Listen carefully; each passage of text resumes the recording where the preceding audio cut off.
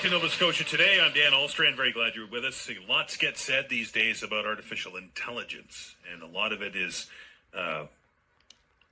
concerning, shall I say, is the best way to describe that, about the advances that it's making and how this form of automation is making perhaps some jobs redundant and is perhaps replacing some human beings with computer chips, for lack of a better term. The topic of discussion here as we move forward is why employers can't just say, oh, well, AI's coming. And they have to focus on keeping people in the age of AI. Very pleased to welcome to the show Lisa Taylor, who's the founder and CEO of Challenge Factory, also the co-author of a new playbook that has been published on this by a group called CERIC. Lisa, welcome to the show. Thanks, Dan. It's a pleasure to be here. So am I right? Are employers just saying, well, I'm just waiting for AI, then I can replace those pesky humans that we have? I think that question, the way that you've worded it of, are people just waiting, whether that's employers just waiting or whether that's individuals just waiting for what this all means for their own career, just points to the fact that across the board, whether you're leading an organization or whether you're an individual thinking about your own career and future, there's a lot of uncertainty and a lot of stories that are being told about the terrible side of what might be coming with very little counterbalance on, so what could we do about it? How do we actually take control of the future and shape a future of work that we all want to be part of? Lisa, we're in the world of misinformation these days, right? And a lot of people, when they get scared, start saying stuff about AI that isn't necessarily true, nor is it even possible, at least at this point. That's correct. And I think you're right. I think it really does come from fear, and it also comes from different myths that are out there. There's, myths that people are leaving jobs for certain reasons, or certain jobs are going to disappear for certain reasons. And I think digging under the covers into some of those myths is something maybe you and I can do right now, but also something that everyone should be spending a little bit of time thinking about. All right, Lisa, why is it important as an employer that I stay proactive and continue to do what I can to keep my employers, my employees, my humans around? Yeah, so it's expensive to replace employees. And when turnover increases, replacing talent costs, 2 to 3 times that person's salary at least. And that's just in the kind of hard costs, not even in the impact it has in the relationships that ripple through the workforce, the cultural hit, and then, whether you're on an upswing or a downswing, it really does make a big difference. So turnover is expensive, and it's also preventable. And the way that you get to it being preventable is to recognize that people don't leave for money or because there's a lack of loyalty. They leave because they don't see a future for themselves internally. So that messaging of, your job is precarious in the future, well, nothing's going to make someone start to look around faster than knowing that there's precarity in their future. So employers need to be focusing on how are they actually presenting where they're going and where there actually is great opportunity for the talent they currently have to stay and be part of that future. Should an employer address the AI elephant in the room when it comes to people's jobs? I know that there are industries, and I'll use mine as an example, where it's not very much hidden that AI is becoming part of the vernacular. But to my boss's credit, they are very upfront about what they're using and using it for and what they intend to use it for.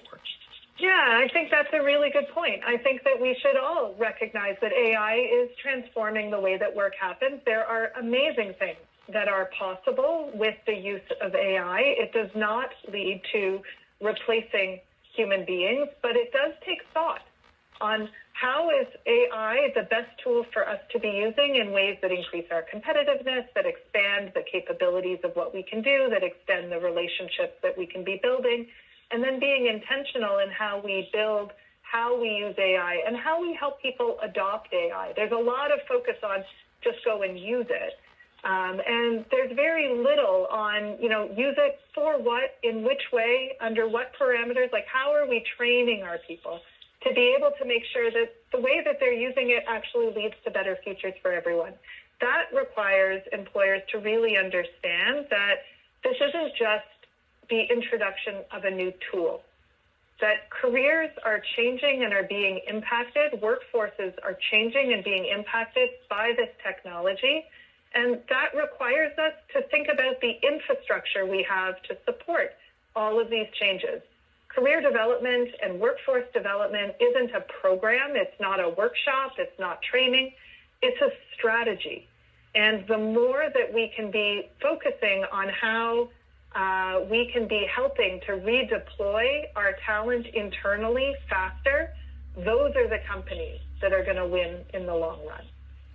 In 2026 world, Lisa, it's ultra competitive out there, right? Everybody, it's not like it was 10 or 15 years ago where if you decided that you wanted to maybe dip your toe in the water, that it was, you'd have to, spend some time digging through publications and periodicals and those kind of things to see what the job market looked like. Now it's at the touch of a finger. What can an employer do to try and discourage people from perhaps taking a look? Yeah, so people leave when they don't think the employer sees a role for them in the future and they can't see their own future internally. This is especially true for younger workers who the trend is really believe that the only way to get ahead is to jump from company to company.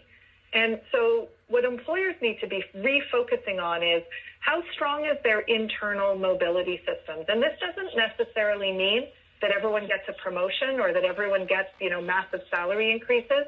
Internal mobility means how can people see how they can continue to learn and grow? How can organizations and individuals continue to be adaptable?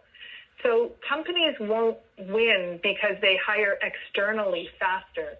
They're going to win by being able to redeploy their internal talent faster. And that happens with internal job postings, short-term projects, managers knowing how to handle these conversations even when they're uncertain, because everybody is in the same boat. Just because you're a manager, it doesn't mean you have magic answers.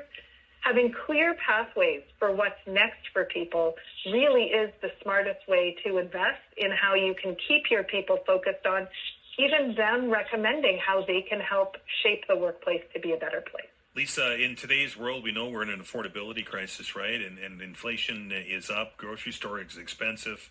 The gasoline prices are through the roof. There's a lot of pressure on people's wallets, and sometimes that is enough of an incentive for them to look for greener grass on the other side of the fence. When you're in a situation like that and you're strapped against a budget as an employer, how do you combat that?